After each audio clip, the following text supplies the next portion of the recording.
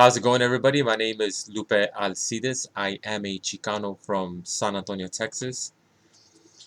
So during my last live stream on Facebook, somebody asked me a question, and I wasn't trying to be rude by not answering the question. I was just trying to stick to the topic that I was talking about last time.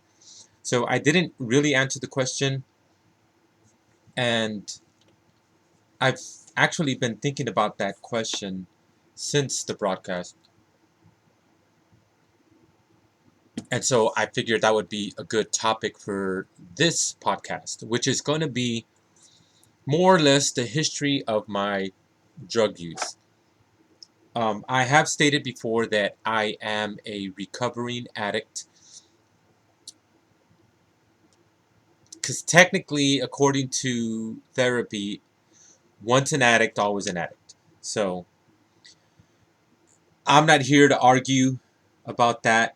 I'm just going to go ahead and say they're probably right because technically you always struggle with that addiction and with that more or less desire to want to use. It's really up to you whether you want to use again or if you give in to your urges and your desires and you do use again. So the question was the question that was asked to me was, how do you go from beer to Coke? And the way I'm going to answer this question is probably not the answer that anybody wants to hear, but it's the answer that I have to give. My journey was a specific journey that I chose to take. So I'm pretty sure everybody that has done drugs or uses currently will answer the same way, that we all do things our own way for our specific reasons. According to therapy, some people use it to mask their emotions or to numb themselves. Some people call it self-medicating. And some people just like getting high. I mean, some people just do. I'm not saying that both answers are right. I'm not saying that either answer is wrong. I'm saying that everybody is unique in their own specific journey. So my journey was specific to me, and I did things my way. Now, hopefully, I can shed a little bit of light with this podcast and with this session and help you better understand why I did things my way. I just can't answer for everybody else that's out there and everybody else that uses. So there's such a thing called gateway drugs or so-called gateway drugs. Some people say that it's a legit thing. Some people argue that it's not. For whatever reason, I initially started with drinking, like I'm pretty sure most of us did. If you went straight into weed or straight into coke or straight into heroin, that's all um, that's on you. I mean, I'm not saying that it's right or wrong, but I specifically, personally, I started drinking. And I, like most people, I'm sure, started drinking at a very young underage age. And for the people that hear or see this session, the people at Memorial, I don't know if you guys remember White Bread, but he was practically the only white guy in our class at the time, or at least it seemed like it. Um, we were very young at the time, and he was having a house party, and of course they had beer, and I started drinking at the time. I didn't used to drink. I always thought beer was horrible, which it kind of still is. um, they had like a beer that I've never even heard of, like in my entire life, and I was underage and young at the time, so that tells you a lot. But of course, they had a specific beer that we all started with, And the guy comes up to me and says, "Hey, we got beer," and he offers me one, and I tried it. It was horrible. It was horrible, and I was like, "Man, this beer is awful. It's horrible. It's like we don't drink for the taste. We drink to get drunk." And I'm like, "What?" He's like, "Yeah, just chug it, man." And being young, being dumb, and being stupid, I chugged the beer. So before you know it, I was drunk, and um, I don't remember too much about that night. And I'm pretty sure a lot of people that were in my high school at the time probably knew how stupid I used to get when I would get drunk as a teenager and underage, inexperienced, stupid kid at the time.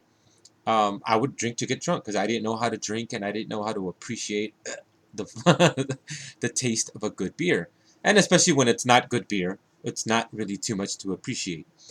So, long story short, I started drinking. And then the next thing that I tried was, of course, weed. And to be honest with you, it wasn't, um, I don't think it was because beer was my gateway to weed. It was just curiosity. That's the straight, honest to God truth. I tried it because I was curious. Somebody offered me some, and I tried it. And honestly, it was just like my experience with beer. I tried it. For some reason, I didn't feel the effects of the beer, so I was drinking a lot. So before you know it, I was like beyond shit faced. I was so drunk the very first time I got high with weed because I couldn't taste the beer anymore. So I was able to drink like a lot. So I was drinking, drinking, drinking, and before you know it, I was throwing up. And I was still, young, underage, and all that. So, um, then a few years later, it's if you guys remember me telling the story about being in the Navy, during that time, I started.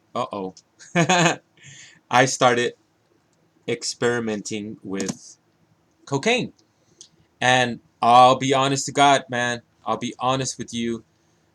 I was just curious.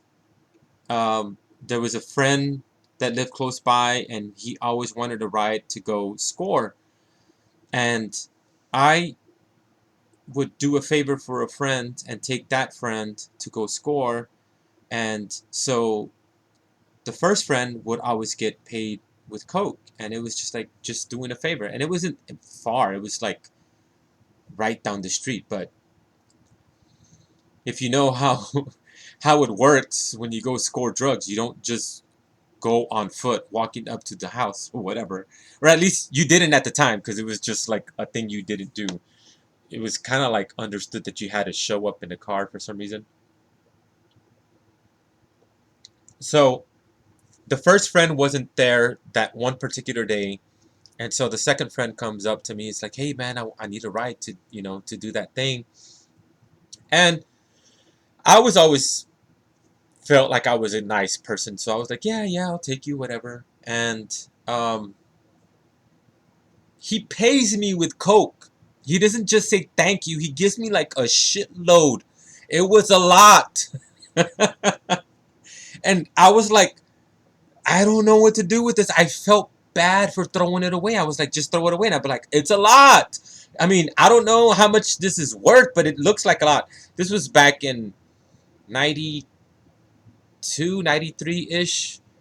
So I didn't want to throw it away. I just felt bad. I know it's a stupid excuse and a stupid reason, but I didn't want to throw it away. And I had it and I had it and I had it, and I was just like, fuck it. Try it. See what happens. See what the big fucking deal is.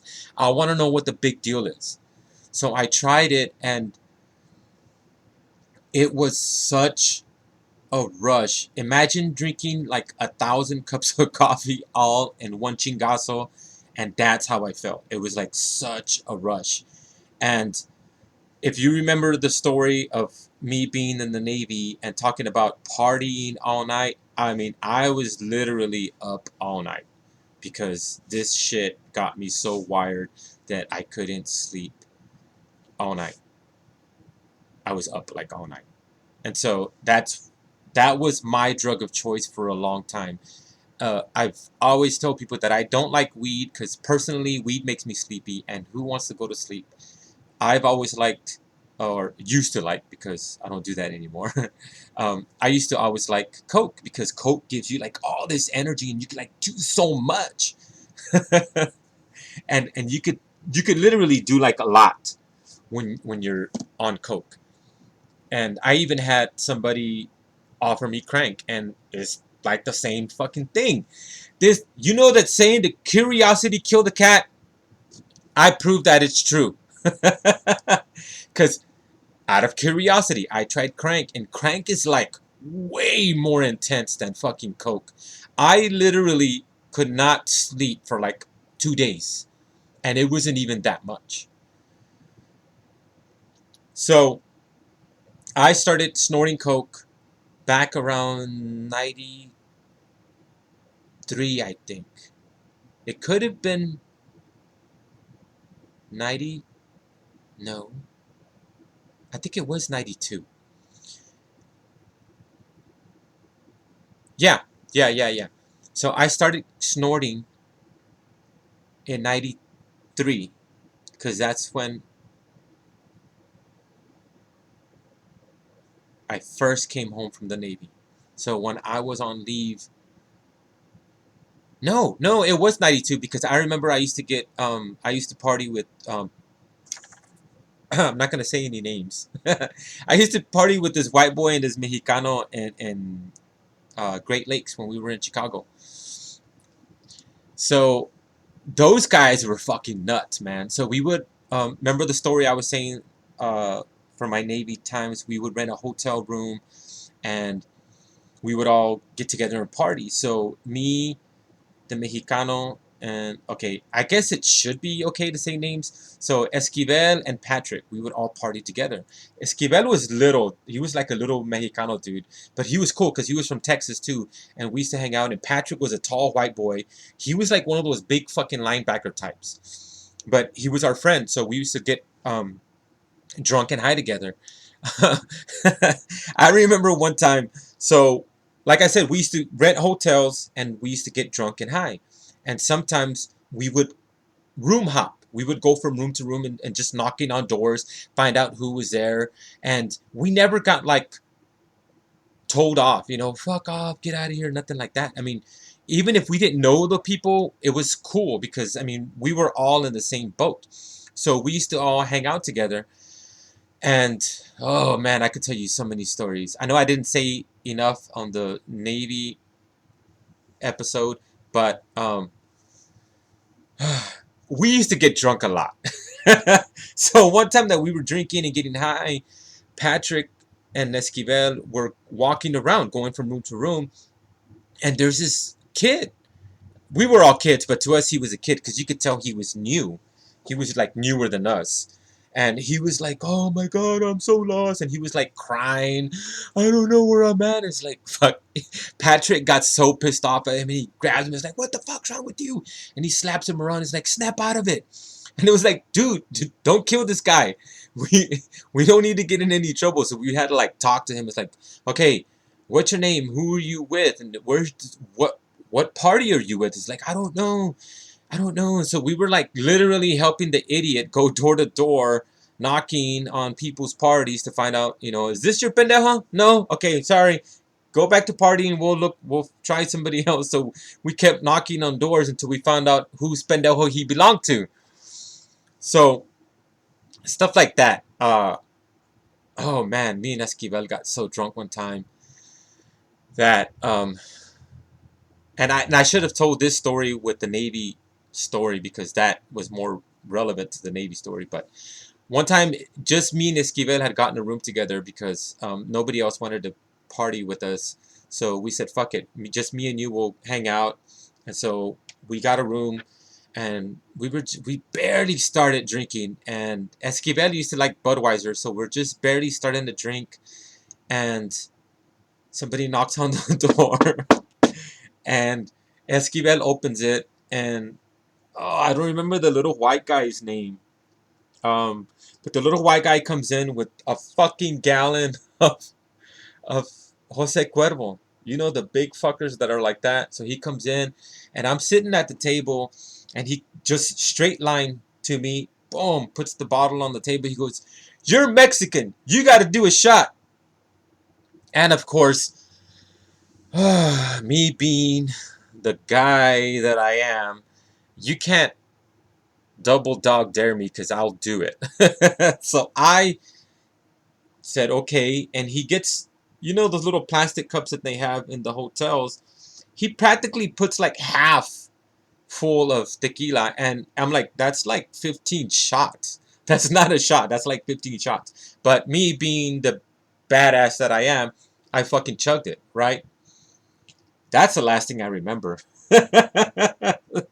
I kid you not. That's the last thing I remember. Next thing I know, I'm waking up. Thrown on the floor. Passed out. Face down. Full of vomit. All on my face. All on my shirt. And I'm waking up and I'm like, what the fuck? And everybody's in the room just looking at me like, hey, dude, you were throwing up on yourself. It's like, what the fuck? Why didn't nobody wake me up? It's like, well, we tried to, but you were like all in that shit, man. And so I wake up, I'm full of vomit, all my face, all my hair, all my shirt is full of vomit. I'm pissed off. So I'm like, fuck this.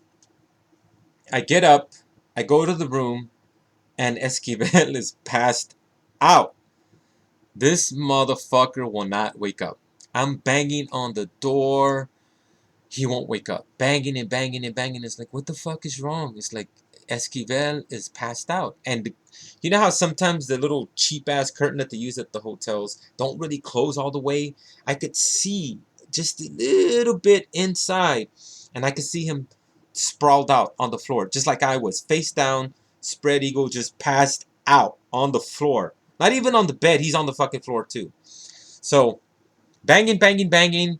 Everybody starts banging with me, and he can't wake up. He doesn't wake up. We're calling and calling and calling until finally he wakes up. And he's all like, dude, why are you all thrown up on? It's like, I fell asleep and I'm throwing up, and fucking these assholes don't even wake me up, and they just let me fucking just wallow in that shit. So I got pissed off, and I'm sitting there trying to wash my face and my hair and my shirt. I think I got so pissed off that I threw the shirt in the trash, and I said, "Fuck this." And um, that's when I decided to leave the first time. I took off and I came home, and I didn't have enough money to go all the way to San Antonio.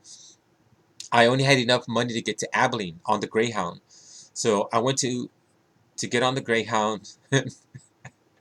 Worst bus ride of my fucking life. I'm sitting there hung the fuck over. I'm so fucking hung over.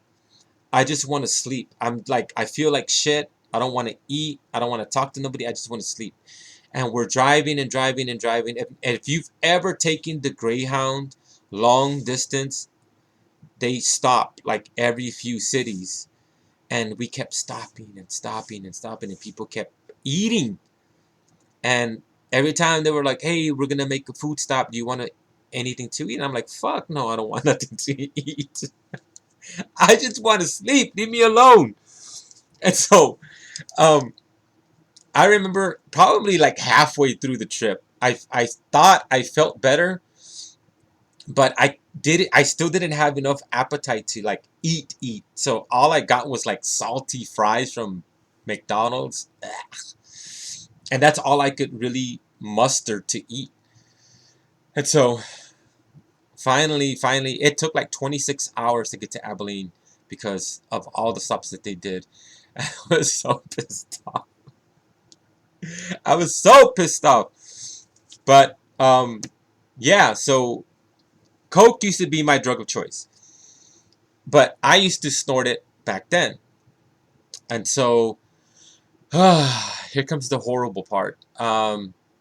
After a while, after I got kicked out of the Navy, came home, um, used to hang out with the wrong crowd, man. I was hanging out with the wrong crowd, and I used to see all the tecatos shooting up and shooting up and shooting up, and I was just like, fuck, dude, what does it feel like? It's like it's a fucking rush, man. And I'm like, yeah, but I get a rush when I snort it. What's the fucking difference? And honest to God truth, man, I had to fucking find out for myself. I had to find out for myself. Curiosity killed the fucking cat, man. I had to find out what the big deal was. So I tried it out, and it was like, whoa. If you think snorting it is like anything, shooting up is like, remember when I said snorting Coke was like drinking 1,000 cups of coffee? Shooting up is like snorting it 100 times better, because it's like an automatic boom. But the bad part is it doesn't last that long. When you snort it, you could probably manage some time off of that high because it's slowly going into your system. But when you shoot it, it's like boom, it's right then and there, man. And because of that, it doesn't last that long. So you got to be fucking rich, or you got to be fucking criminal mind to support that habit. And so, long story short, that's what got me locked up. I was hanging out with the wrong crowd, got caught driving a stolen car, and um, I ended up going to jail. And the first time that I went to jail, um, mom told the judge, "Is like that motherfucker's got a problem. You uses drugs. He uses drugs. Send him to rehab." I was so pissed off. I was so pissed off. I was like, I could have gone home. Now I got to go to fucking rehab. So anyway, um, back then well, I don't know if they still do, but back then they used to have rehab. And if you know anything about anything, rehab and treatment is totally fucking different, man. So rehab is basically like jail, and all it is you sober up and then you go back out there. And please don't ever use again. No fucking bullshit, man.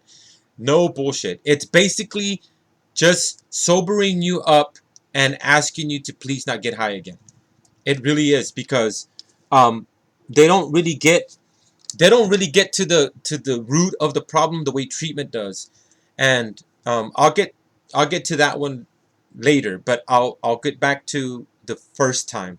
First time I went to rehab, I was like all animal, man. I did it, and because I've always been like schoolboy, right? And so I went in there like, yeah, man, fucking learning, and I aced all my classes. I was the top student in all my classes. I fucking did it, man. So I came out and I said, I'm not shooting up no more. But guess what? I lied to myself, and I was like, well, as long as we don't shoot up, I'm okay, right? Because that was the real problem. So I was still fucking using, but I wouldn't shoot up no more. Even if they offered it to me for free, I wouldn't shoot up, but I would snort it. And I still, and they tell you people, places, and things, man. You gotta change your people, places, and things. And I still was hanging out with the same people, and so if they would offer me some, I'd be like, well, I'll snort it if you're okay with that, because I'm not shooting up no more, because I'm clean. No, that's not how it works. So I still kept snorting. I was still a user, but I was in denial, so to speak. I was in denial. So I kept using. And I wasn't like committing crimes anymore, but I was doing stuff that I wasn't supposed to. Let's just say that. I was doing stuff that I wasn't supposed to. And I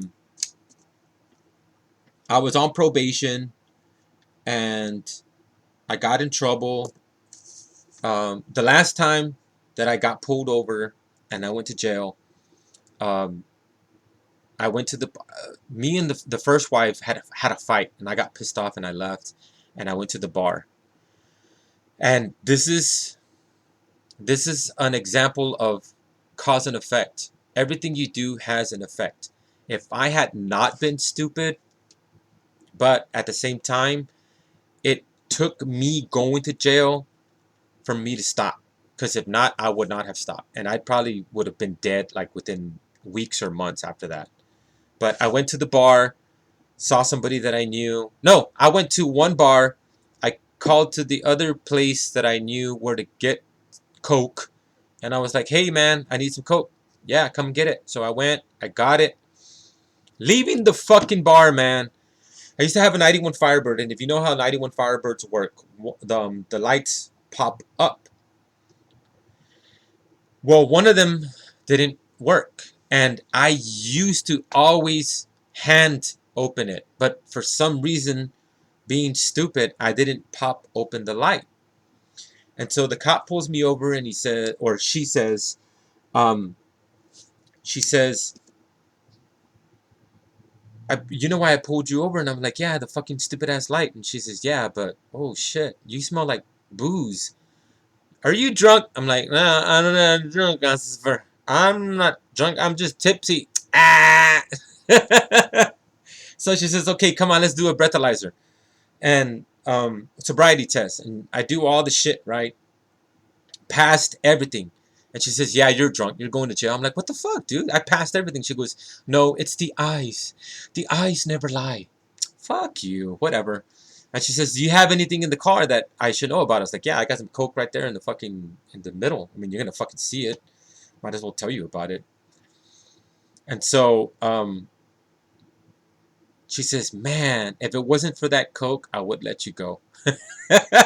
I was like, dude, just throw it out the fucking window. Nobody needs to know. I don't know. I won't tell nobody. And she says, no, I've already, reported it and all this bullshit.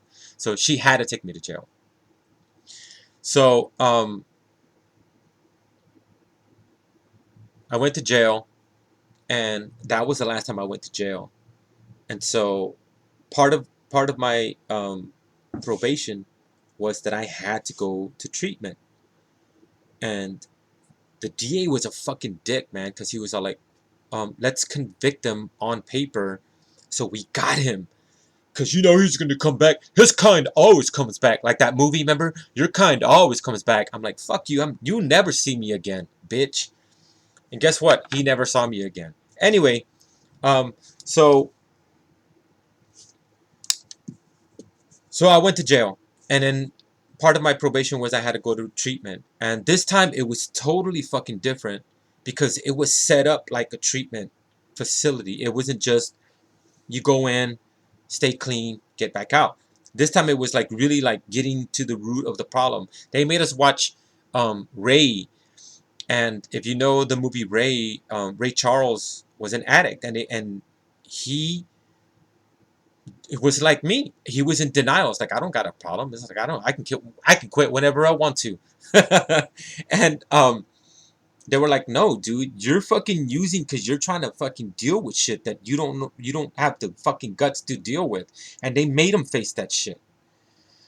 And so I came out super clean, but I'll be honest with you, and people will argue with me on this. And it's okay if you argue because like I said, everybody's different. We're all different and we're all able to do things differently. I had already decided to stop using since April of 2004. I didn't go to treatment until June. So I had already made up my mind in April. And I'm not going to downplay AA, and I'm not going to like say anything bad about them because I think that if you do need something like that, that it can work because of the support system and the 12 steps and what they stand for. You can get clean. But it's because you have to want to get clean. And that's why I call my sobriety date April of 2004 because that's when I had my moment of clarity And that's when I decided that I was going to change. And that does coincide with AA, because they say that you have to hit rock bottom, and they say that you have to hit rock bottom. You have to hit rock bottom, and you have to have a moment of clarity. And I hit rock bottom. I lost my job. I lost our house where we were living at, and eventually I ended up losing my wife because of drugs. So I decided that I was done. It was like, me and you, shit, we ain't good no more, man. We ain't never gonna be on good terms. So in April 2004, I made up my mind. I made a conscious decision that I was done with drugs. And so, because the system is so fucking crazy, I didn't go to court until, I don't remember if it was the beginning of June or the end of May, but I basically had to turn myself in to report to rehab or to treatment. And the way it's set up with government or county, state run facilities, you have to wait till there's a bed available. It's so stupid. You can't just like wait out here, and then when there's a bed available, it's like, hey, we got a bed for you. Can you turn yourself in? Or can you come in, report to the facility by tomorrow? It's like, yeah. So I had to wait until there was a bed available, but I had to turn myself in, which is the hardest thing I've ever had to fucking do. Or one of the hardest things that I've ever had to do. I literally have to go to jail and tell them, can you arrest me? Can you let me in? Most people want to get out. I had to fucking go in. I was like, fuck, man. So me and the first wife, we drank all fucking day. I've showed up fucked up. I was supposed to report at 9. I didn't show up till like 5. I was so fucking drunk, and I'm just like, hey man, I'm here. Like, what are you here for? I was like, I'm supposed to turn myself in.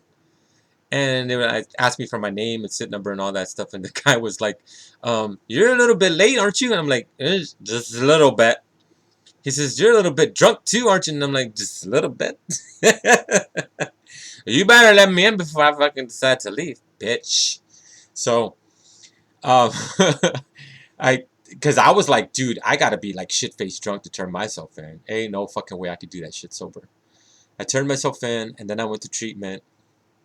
I did the whole treatment thing. And before I even showed up to treatment, you want to talk about moment of clarity. Um, the last time I went to jail, they have, okay, so the way jail is set up, you go through 2 days of processing. I forgot what it's called. It's like admin something. So administration like has to figure out who you are, what you're about, and where to put you. So like me, I was going in because I violated my probation, and I was DUI and possession. It's not a violent case, and I didn't like kill anybody or rob anybody. So it's kind of like, um I forgot what it's called. It's like a it's like low. I forgot what it's called, but it's low. I wasn't like high risk. So they ask you a bunch of questions, like personal questions, categorizing you a certain way. And I'll never forget this shit, man. So the lady comes up to me and she's like, what's your name? How old are you? Um, what's your highest level of education? And I'm like fucking, I had an attitude back then. Not as bad as I do now, but I had a bit of an attitude. And she's like asking me questions. It's like, yeah, man, what's up?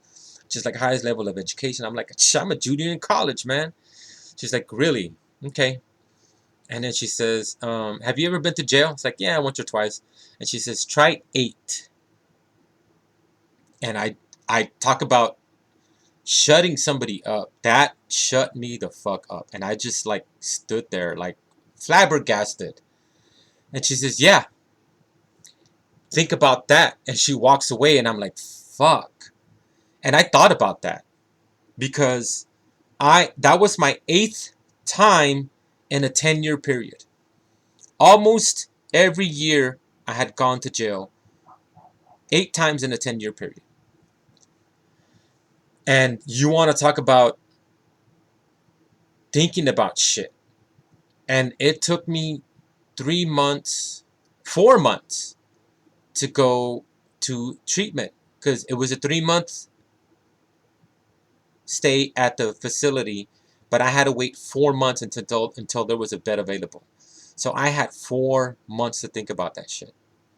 And I thought about it, and I thought about it, and I thought about it, and I told myself, this is not the way God intended for me to live my life.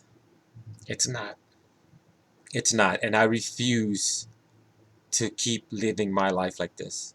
In and out of jail, fucking wasting my time and money on drugs, and just being a fucking dumbass. So, I if I hadn't made my mind up in April, I made up my mind that day that I was done. I was so fucking done.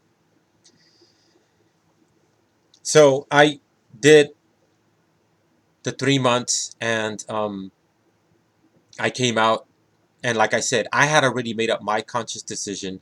I had already gone through all. I think I did like most of the 12 steps on my own because I had made up my conscious decision. I had my moment of clarity. I looked up to my higher power, and I even remember, I don't remember the exact day and all that stuff, but I remember just one day just saying, obviously, I can't do this shit my way. So I give up. Here you go.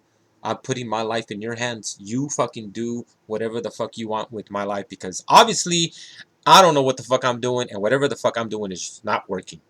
So I decided that I was done. I was so fucking done. And I came out just like the first time, man. I was always like top student, and it was funny because I would always say I've been here before, but it wasn't the same. Now it's like treatment. Before it was just rehab. Now it's fucking treatment. And I mean, we had to study a lot. We had to like do a lot of therapy, and when we actually had somebody to talk to, and we talked about not just why the fuck do you use, but what are you gonna do differently? What are you gonna do differently when you go out? Because they didn't ask us that before. It's like, what are you gonna do differently? Oh, I'm gonna fucking meet up with my friends and we're gonna fucking get high, man. And it's probably okay for you to be honest with them. They might keep you longer, but um, being honest with them is okay. And I was just like, I honestly don't know, but I know that I have to change at least my behavior because it wasn't working before. So I had to fucking stop.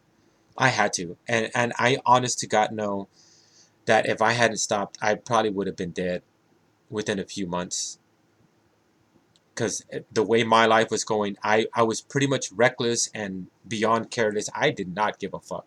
If you knew me back then, you would think that I was a complete fucking asshole because I did not give a fuck about anyone or anything, just about getting high. That's all I cared about was getting high, partying, getting drunk, getting high, and that's it. It really was. So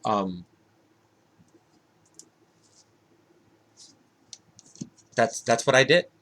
And so I had already made up my mind that I was gonna stop. So I got out of treatment, and then I decided to get my shit together, man.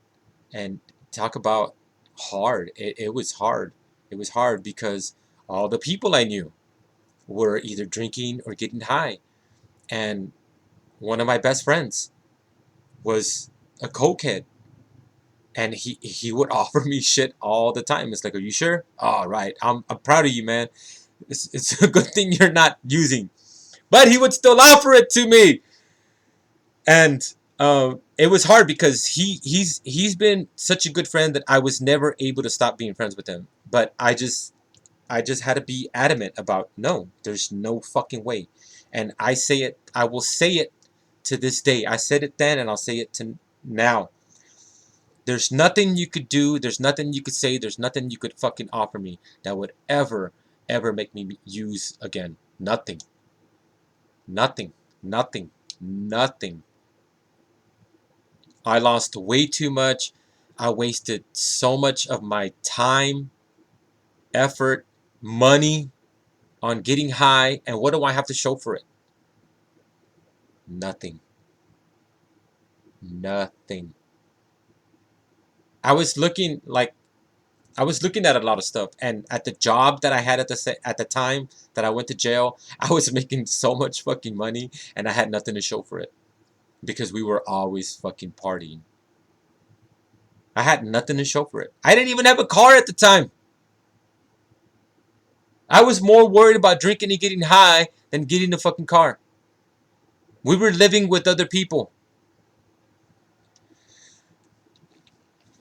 So part of my probation was to go to AA when I got out. And I will tell you I will tell you that even if you're just thinking about not using anymore, whether it's drugs or alcohol, if you just have like even a doubt, maybe I should stop. I wonder. Go to fucking AA, dude. Go to AA and just sit there. You don't have to talk. You don't have to share. You don't even have to like talk to anybody. You could just tell them it's like, I just want to sit in and see what this is about. Can I do that? Some meetings are like closed meetings. That means like you have to meet like certain requirements, and that's just the way it's set up. So like for example, you have to be clean for at least a year or more to do like certain meetings. Some of them are open meetings, and those are the ones that you want to go to. That means that anybody can go, and you don't have to share. You don't have to share. You could just go in there and say, hey, you mind if I just sit in, because I just want to see what it's about. And I can almost promise you that just listening to the stories will sober you the fuck up. The stories that I heard, I thought I was bad. The stories that I heard was like, no, this dude's got a fucking problem. I've heard stories from doctors that they would steal medicine to get high.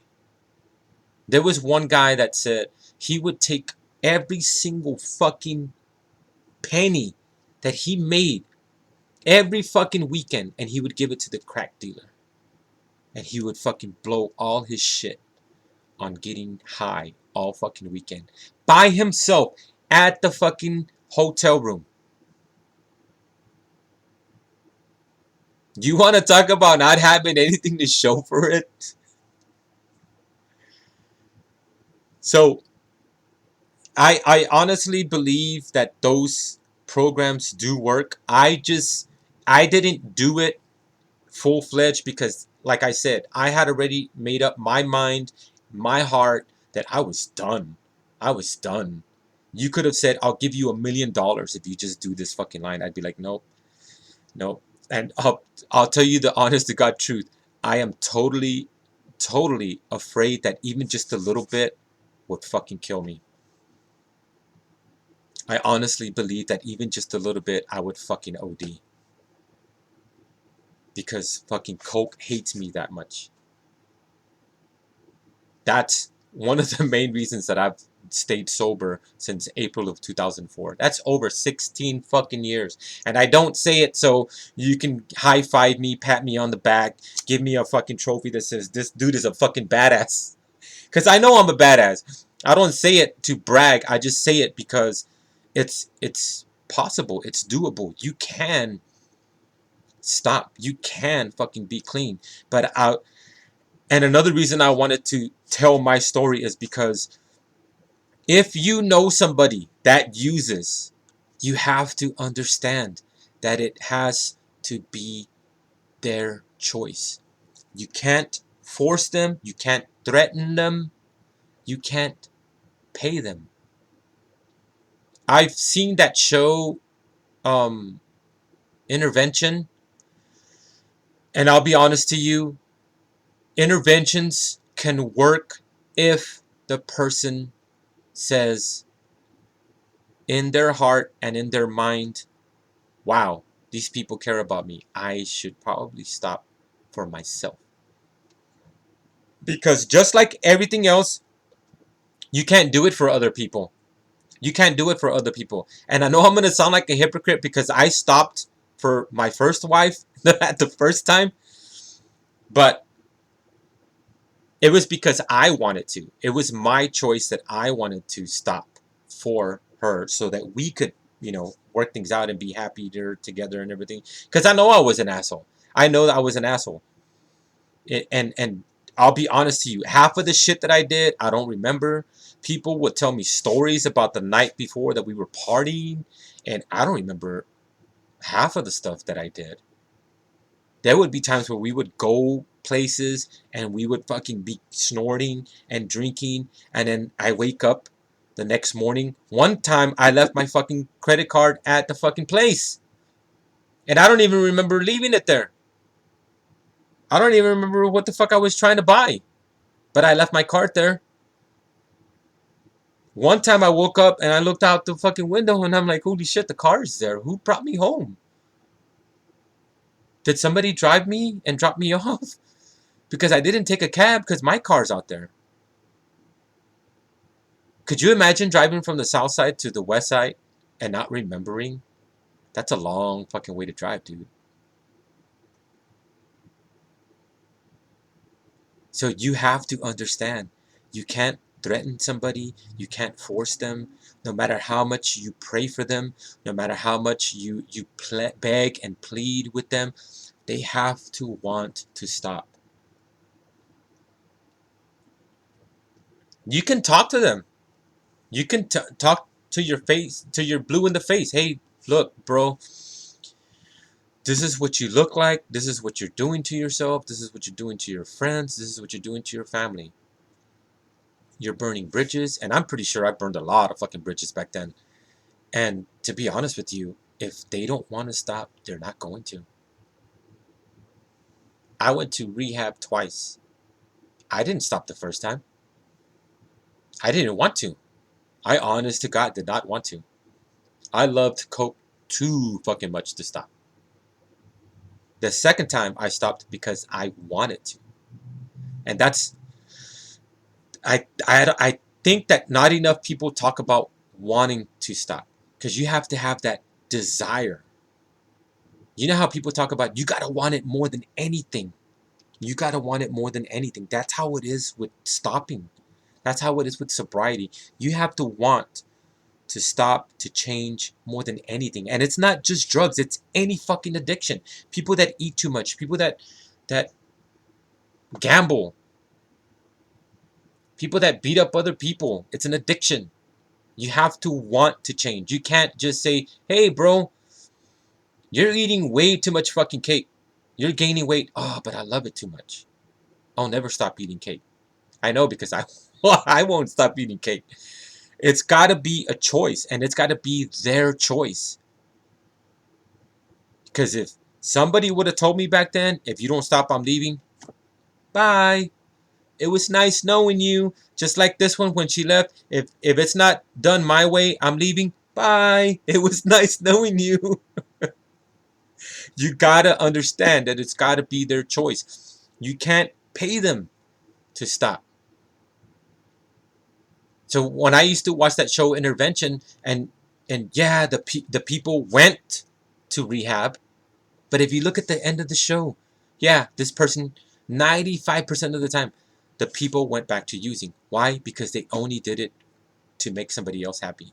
And I don't know for a fact, so you can't quote me on this, but if you make them do it for you, they're going to be bitter against you. And you don't want that.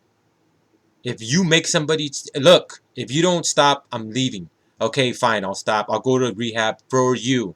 And then when they get out and things aren't going their way and they use, or they have to hide their use, because I used to hide my use a lot. I'm pretty sure that a lot of people didn't know I was fucking doing drugs. I used to fucking, and I shouldn't say this out loud, but I used to fucking get high at school. When I was at UTSA, I would not only get high at school, when I had my work study job, I used to get high at the job. I used to fucking get high at school. I was high like half the time that I was in school. You have to want to change. You can't make anybody change. So don't try to force somebody to change. If anything, you have to persuade them. You have to get them to see what they're doing to themselves, to their life, to their relationships. You can stop talking to them. You can make them feel bad that, look, dude, I'm sorry, but I don't fucking hang out with drug addicts, man. I just don't. I used to be an addict, so we can't be friends no more, man. I'm sorry, but I can't. And, that might get them to realize that they're cutting off people, they're burning bridges, and maybe that's what it takes. But if anything, you could also like go to AA yourself and ask them for like suggestions, read the book, see what the book says, see what the person has to go through, hitting rock bottom, having their moment of clarity. Because AA even talks about you have to hit rock bottom. You have to hit rock bottom. If you don't hit rock bottom, you're never gonna be so low that it changes you. You have to hit rock bottom because you get so fucking low that you realize, look at what this addiction is doing to me. You have to hit rock bottom.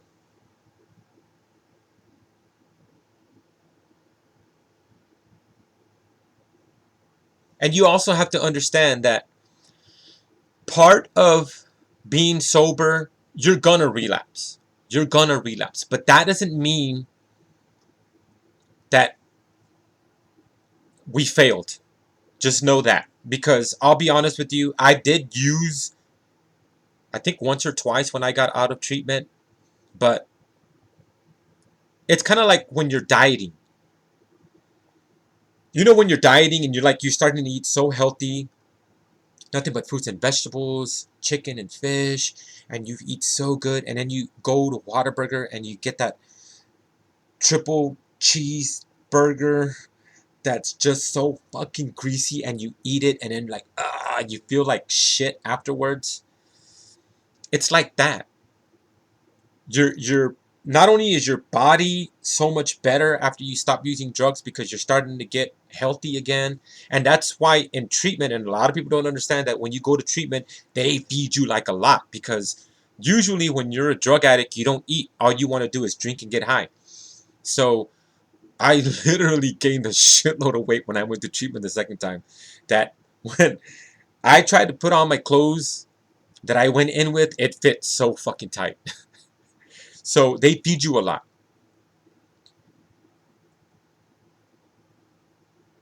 But I used, and I just felt shitty. I felt so shitty, and it wasn't even a lot. And then to top it off, I felt bad because I wasted money on this crap. I was hanging out with a friend and I think he was even like a friend from the treatment. It's like, hey, what's up? Let's score. It's like, fuck it, let's score. And so we went and we scored just a little bit, and we did it, and it was like so fucking horrible. I felt so horrible the next day. And it wasn't even that much. I was like $20, and I felt so stupid. I was like, I can't believe I wasted $20 on that shit.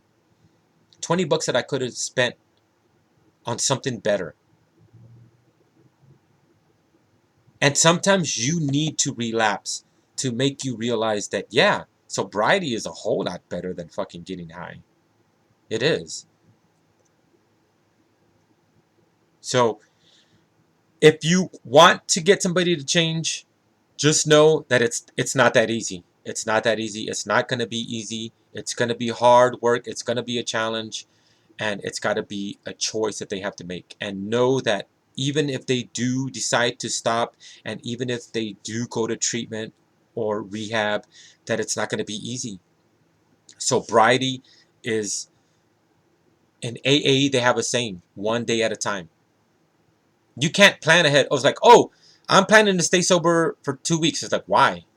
Why? You're setting yourself up for failure, dude. Just Live one day at a time. Worry about being sober for today. Worry about being sober for today. I know you're probably thinking this dude's fucking full of shit. He's a hypocrite because he just said he'll never fucking get high ever again. But that's because I just made up my mind that I'm never fucking getting high again. But if somebody walks in and has a big fucking goblet of Coke, hey man, you better get that shit away from me. Because I used to be a cokehead. And I don't need to be seeing that shit. That's why they tell you people, places, and things. You have to change the people that you hang out with. You have to stop going to the same places, and you have to start doing different things. So one of the things that they talk about in treatment is like exercise. Exercise is one of the best things to help you stay sober because one, you're keeping yourself healthy, and you're making your body stronger. And to be honest with you, that helps a lot. That helps a lot because if you're serious about being sober, you're not going to want to ruin being healthy by getting high. You know what I mean? Like for me, for example, I like to work out, and I would totally fuck that up if I went and did a line of coke because it's gonna ruin like a lot of shit. It's gonna fuck up all my progress. So no, it's like no, I wouldn't do that to myself. So hopefully that helps you understand my story, if anything else, and maybe somebody else's struggle and what they're going through. So, if you follow me on social media, uh, you're more than welcome to like ask me questions. I'm willing to answer questions. I can't honestly say that I would be willing to talk to somebody that is an addict, um, unless they want to talk. Like I said, it's got to be a choice. So I can't, I'm not a preacher. I'm not going to go in there and hit him with the Bible. It's like, Jesus loves the sinner. Can I get an amen? But if they want to talk and, ask me questions about, me being sober and things like that, then yeah, I'm cool with that. But I'm not in any way, shape, or form trying to say that I'm an expert either. I'm just saying that I've been through that. I kind of am a success story because I have been sober for over 16 years. So it is possible. I really strongly believe that it is possible. And I think if you want to stop and if you want to change, you can. You can. So hopefully that helps you understand my story, and maybe somebody you will have a better understanding and a little bit more compassion to that person and what they're going through, because sometimes it is because they don't know how to deal with shit, and they deal with shit through drinking. And it took um, on a personal note, it took me going to treatment to understand that that's why some of the family members in my family drank the way they do. And I honestly believe that that's why my tío Neto used to drink so much, is because he couldn't deal with his wife leaving him. And that was so, both of my uncles, tío Chicho and tío Neto, um, I honestly believe that they took it so fucking hard that they couldn't deal with it, so they drank to numb themselves of the pain. And if anything, I hope you guys understand that, or can understand that. So if you know somebody that's using or struggling with addiction, that's something that you should take into consideration. It might be because they're masking their pain. So be a little bit considerate. I hope you guys enjoyed this session with me, and I hope to see you guys again, or I hope you listen to my next broadcast. God bless each and every one of you. Spread love and positivity always.